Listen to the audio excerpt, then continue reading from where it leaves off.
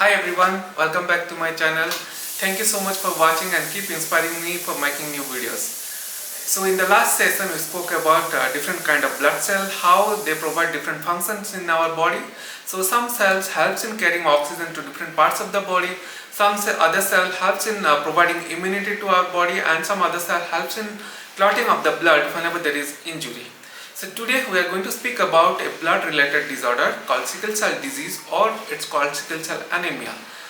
So if you remember previous section, we are talking about effect of mutation on human health, how mutation in certain genes that leads to a mutated protein can cause certain disease condition, and it can lead to a it can cause severe damage to our body. The sickle cell anemia is also based on a mutation. So the mutation happens on a oxygen carrying molecule called hemoglobin, which is present inside the RBC or the erythrocyte. The mutated hemoglobin now tends to polymerize into stiff rod-like structure inside RBC. So the RBC are usually very circular in structure. They are biconcave and they can easily pass through very small blood capillaries. But due to this mutated hemoglobin forming rod-like structure inside the RBC, so this changes the structure of the RBC. Now they become sickle-shaped. So that means they have very pointy ends or tapering ends. So when this altered RBC pass through small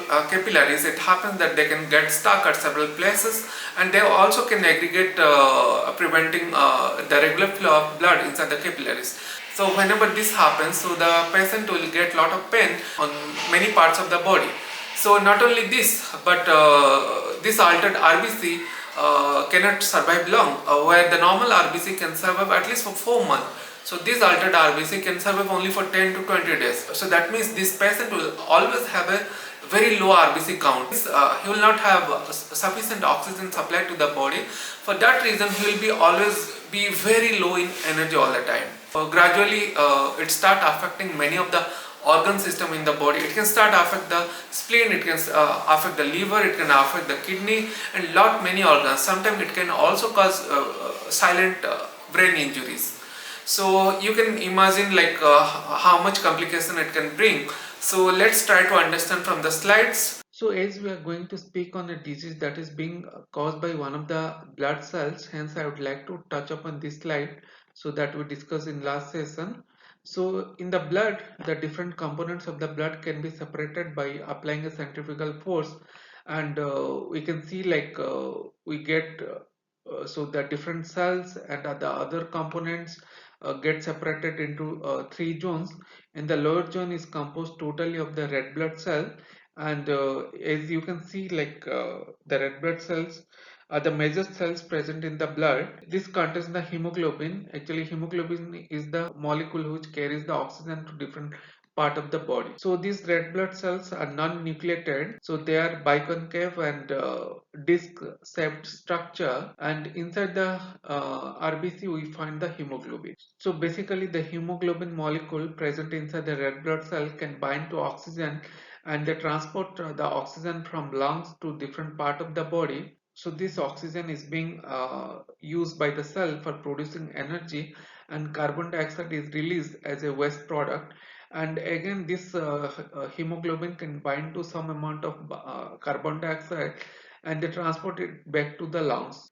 So the hemoglobin molecule, if we look into the structure, so this is made up of 4 subunits. That's why it's called a tetrameric protein. So the main hemoglobin found in the adult, so we call it as adult hemoglobin, is consist of 2 alpha polypeptide chain and 2 beta polypeptide chain. So there is a heme group attached to each polypeptide chain, and this is a iron containing prosthetic group. So at the center of the heme group there is an iron molecule, and this iron molecule can bind to oxygen. So that means as there are 4 of such kind of polypeptide chain, so a single molecule of hemoglobin can bind to 4 oxygen molecules. Human we find the adult hemoglobin and also the fetal hemoglobin. So the adult hemoglobin is has 2 alpha chain and 2 beta chain, whereas the fetal hemoglobin has 2 alpha chain and two gamma chain. The fetal hemoglobin has a higher oxygen binding capacity than the adult hemoglobin. So usually like we find three types of hemoglobin. So hemoglobin A is called the adult hemoglobin.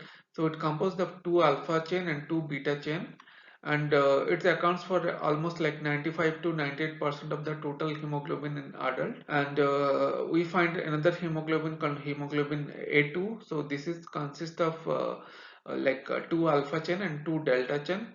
So it is it accounts for like 2 to 3% of hemoglobin present in adult. And the third one is called the fetal hemoglobin or hemoglobin F. So this is composed of two alpha chain and two gamma chain. So this constitute like 2 to 3% of the total hemoglobin present in the adult. So the fetal hemoglobin usually have a higher affinity of oxygen binding compared to the other form of hemoglobin. What are the genes that code for this alpha and beta globin?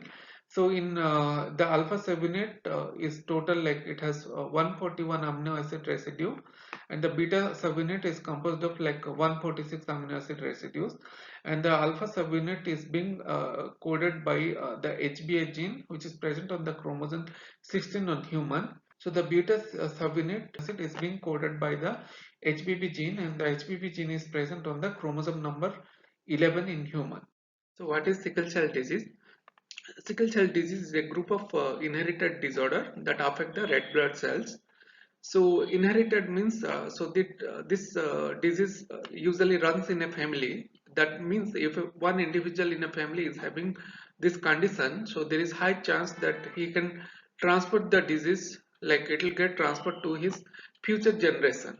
So or otherwise it is called a genetic disease. Okay, so it affects the red blood cells, but inside the red blood cells there are hemoglobin molecules present which carries the oxygen. So it exactly affects the hemoglobin, and due to this mutated hemoglobin, it changes the structure of the RBC from the disc shaped structure to sickle cell structure.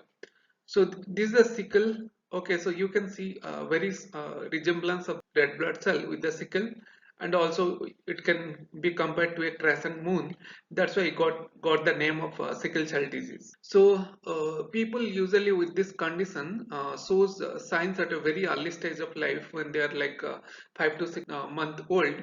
So the effect of the sickle cell disease vary from person to person, and over the time also it changes. The sickle cell can lead to pain throughout the body and can also cause serious damage to different organs. This is a lifelong illness, but nowadays due to advancement of science, so we do have multiple treatment options available. So what happens in the sickle cell disease? So as we know, the hemoglobin is has two different chains, and the alpha chain is being coded by the HBA gene present on the chromosome number 16, and the beta globin gene is coded by the HBB gene which is present on the chromosome number 11 on human. Like this is the normal hemoglobin.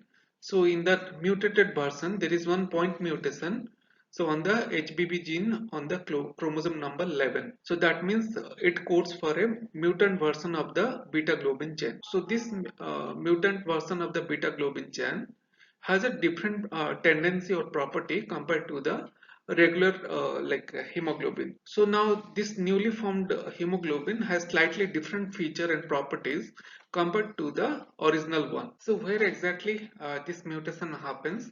So this is a sequence of the beta globin chain. This is showing initial few amino acid of the beta globin chain, and this is the amino acid sequence of the mutant beta globin chain. So now, like you can see on the sixth amino acid here is glutamic acid, which is coded by the codon GAG. But due to a point mutation, like this A is replaced by T, so now this newly formed codon like GTG codes for a different amino acid called valine. So here the change is from glutamic acid, like the amino acid is changed to valine. So now this is the normal hemoglobin, and it is the mutant hemoglobin. So due to this change, so the structure of the RBC changes from disc shaped structure to this kind of sickle cell structure. So what happens in the sickle cell disease? So like you can see the hemoglobin present inside this RBC, So under low oxygen condition, this mutated beta globin chain has a tendency to polymerize. So all the hemoglobin that are present inside the RBC, they start getting polymerized into each other, so forming small rod-like structure. So and it gradually becomes longer, and gradually all like hemoglobin polymerize to form a very long like rod-like structure. As you can see here, this is completely these are polymerized. So due to this polymerization and the hemoglobin forming a stiff rod, so it changes the structure of the membrane. You can see this is a very flexible structure, whereas due to these pointing ends of the rods stretching the membrane of the RBC, so it becomes now sickle cell structure. So what happens due to change in this RBC structure? So like these RBC, the normal RBC are very flexible in nature, and they can pass through easily through very small capillaries or the blood vessels. But when it changes its structure to like sickle set, so these are not easy to pass through because they can, because of their pointing ends, so, so they can stick at many places. They can stuck to the wall of the capillaries, and also they are sticky in nature and they can aggregate together, blocking the regular flow of the blood inside the capillaries. So once these capillaries are blocked, so this initiates a pain crisis in the patient. Just because the sickle cell cannot change their shape easily, so they tend to burst apart inside the capillaries.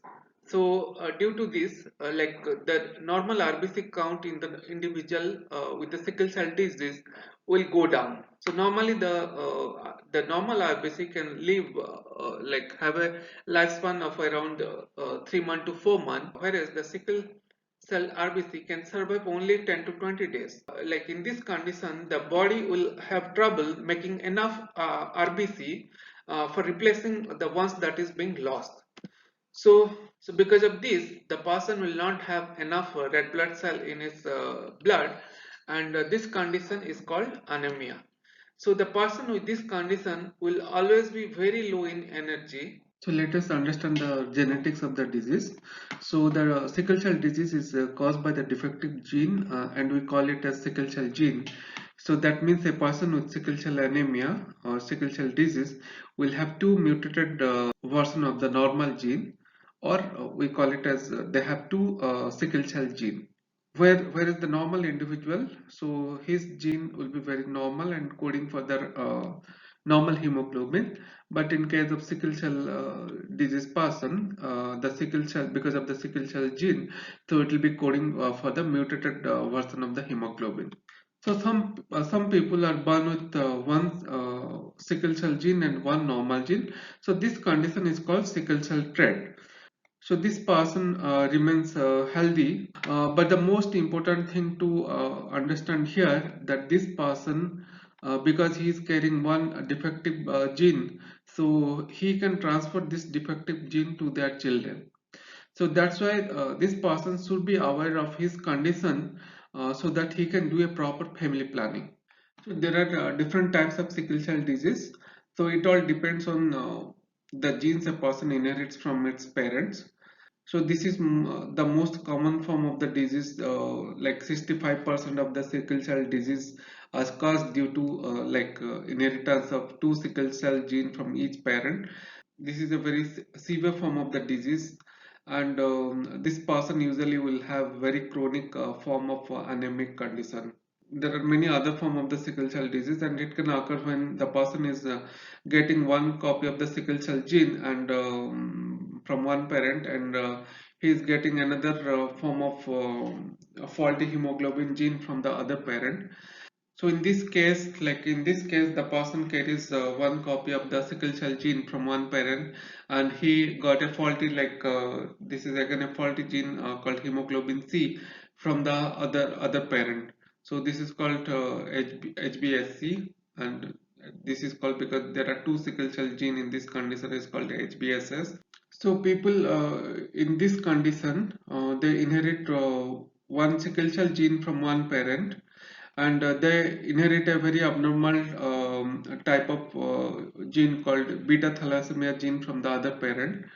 So again, this has two subtypes, HBS beta plus and HBS beta 0.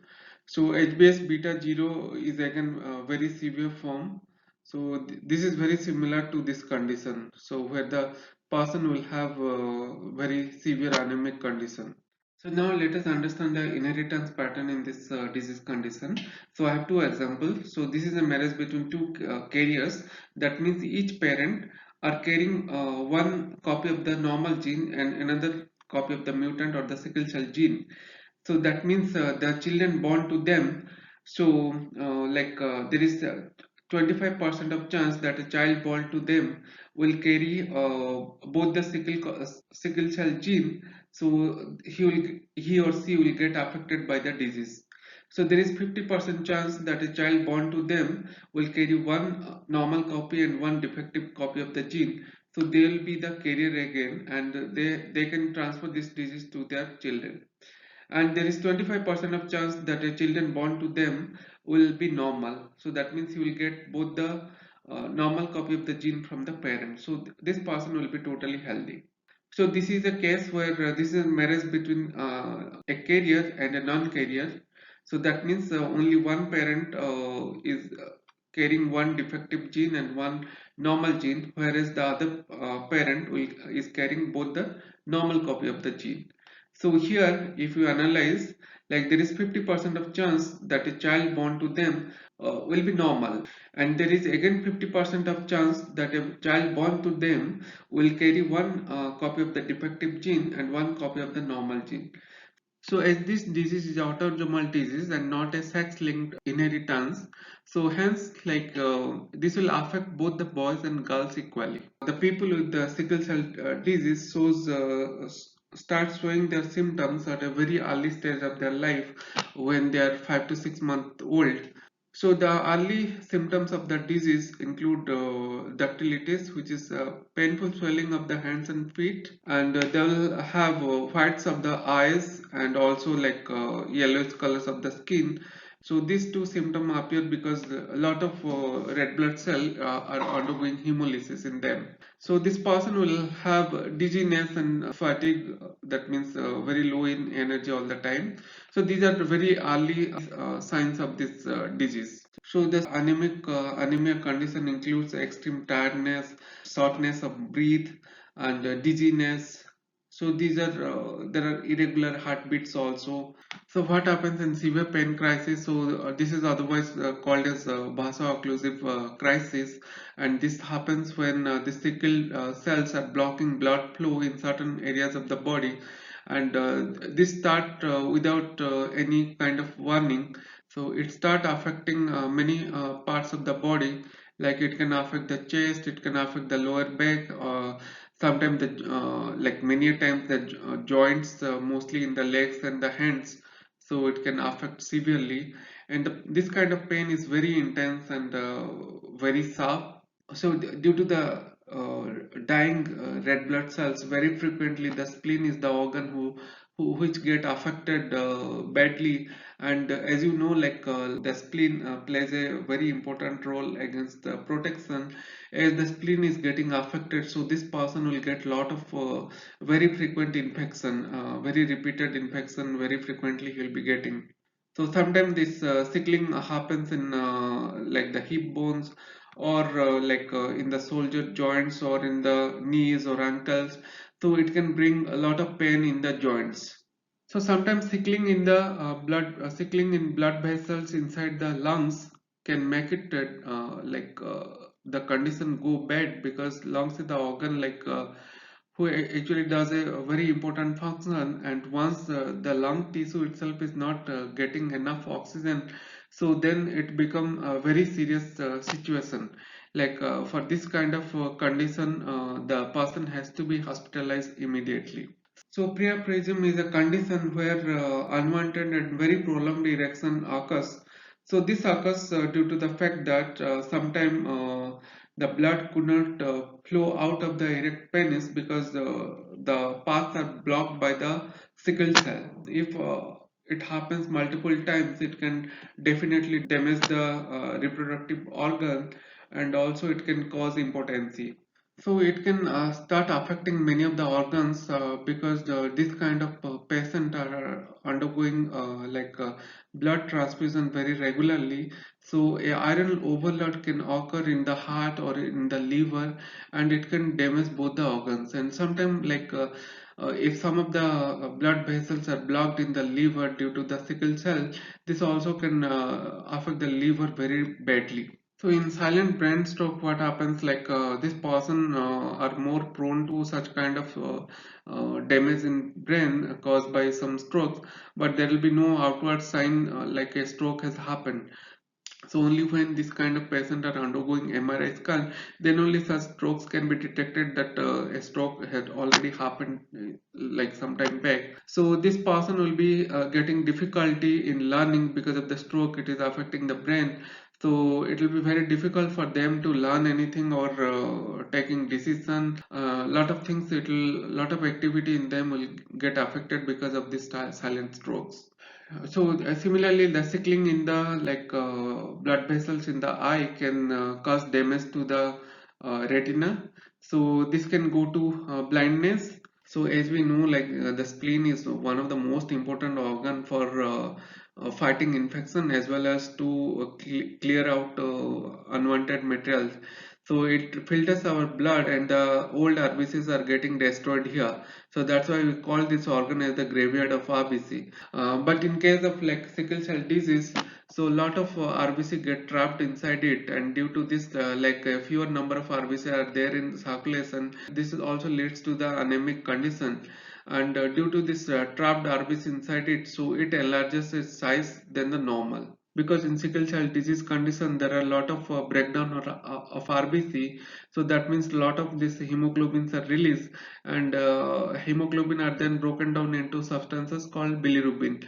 So this bilirubin can form stones, called we call it as gallstones, and they can get stuck in inside the gallbladder. So this kind of gallstone in the gallbladder are going to affect the digesting process in such individuals. So the sickle cell disease, the kidneys are also getting affected, and sometimes it can lead to kidney failure as well. So for such kind of diseases, the diagnosis is very important. The diagnosis should happen at earlier stage, because as we know, this kind of patient undergo a lot of sufferings, a lot of health crisis. So if we can do the diagnosis at an early stage, so definitely they can go for a better treatment options. So for the diagnosis, a simple blood test can tell if the person have the sickle cell disease, but the genetic testing can provide more information, like what type of sickle cell disease the person is having, and if they have a single one copy or two copies of the sickle hemoglobin gene, and if they could pass the gene to their child. So nowadays the prenatal screening and the newborn screening are done very routinely, and the prenatal screening, a small amount of sample from the mother, like either from the amniotic fluid or from the placenta, can be taken and test if the baby is having any kind of this kind of condition. And in the newborn screening, like a small amount of blood soon after the baby is born can be taken and tested for such kind of condition.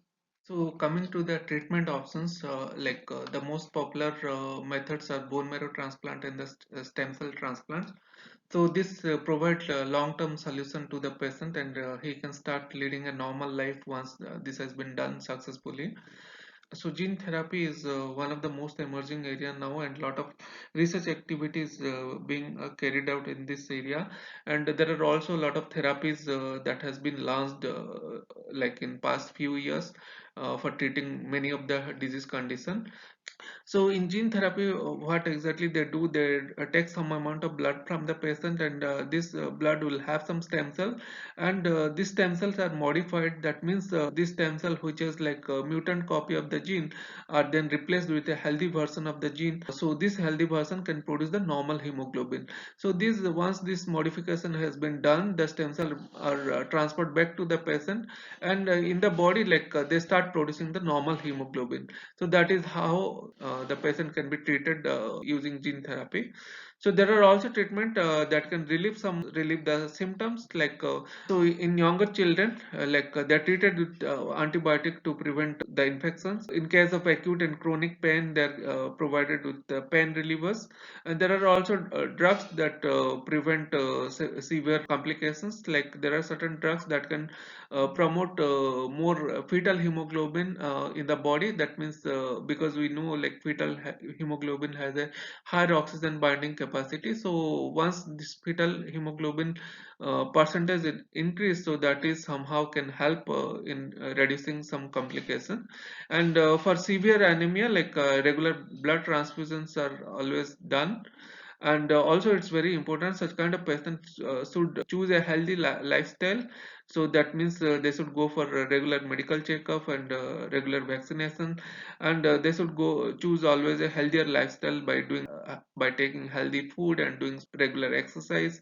And sometimes like it's very important that they should avoid situation that can set up a pain crisis, going to a higher altitude or a lot of stress and doing a lot of physical activity, and also like if there is a change in temperature, this can set up some pain crisis. So such kind of patients should avoid such kind of situation. So this is all about the treatment. So thank you so much for watching.